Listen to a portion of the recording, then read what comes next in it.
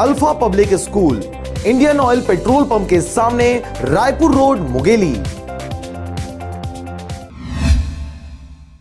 वर्तमान समय में छत्तीसगढ़ सहित देश में राजनीति अपने उफान पर है, क्योंकि अभी वक्त है लोकसभा के चुनाव का। और अगर छत्तीसगढ़ की राजनीति की बात करें तो विगत विधानसभा चुनाव में कर्ज माफ और बिजली बिल हाफ के वादे के साथ भूपेश बघेल की सरकार सत्ता पर काबिज हुई।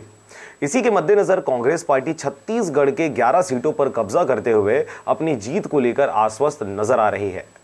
कांग्रेस पार्टी के लिए लोकसभा चुनाव इसलिए भी आसान हो गया है क्योंकि छत्तीसगढ़ की तीसरी बड़ी पार्टी जेसीसी के सुप्रीमो लोकसभा चुनाव के रणभूमि से हट गए हैं, जिसका फायदा कहीं ना कहीं कांग्रेस पार्टी को अप्रत्यक्ष रूप से मिलने वाला है। बावजूद इसके कांग्रेस अपने सबसे बड़े प्रतिद्वंदी के रूप में भाजपा को ही देखती है।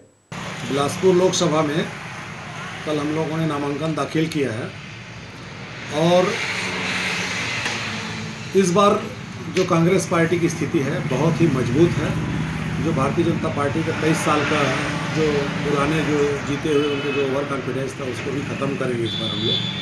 और कांग्रेस जो है पूर्ण बहुमत के साथ इस बार पूरा 11 में 11 लोकसभा पूरे छत्तीसगढ़ में आएगी, ऐसा मेरा विश्वास है। तो इसका निश्चित तौर पे हमें लाभ मिलेगा, क्योंकि किसानों ने जो विश्वास किया था कि कांग्रेस को वोट देने से हमारा गरीबी दूर होगा, हमारा कर्ज माफ़ी होगा, हमारे बिजली बिल हाफ होंगे, तो लगभग मैं बोलता हूँ कि 60 महीने के तुलना में जो 60 दिन में जो भूपेश बघेल की सरकार ने जो की है, कांग्रेस पार्टी ने जो किया है, तो वो बहुत ही बेहतर रहा है। इसका हमें लाभ होगा।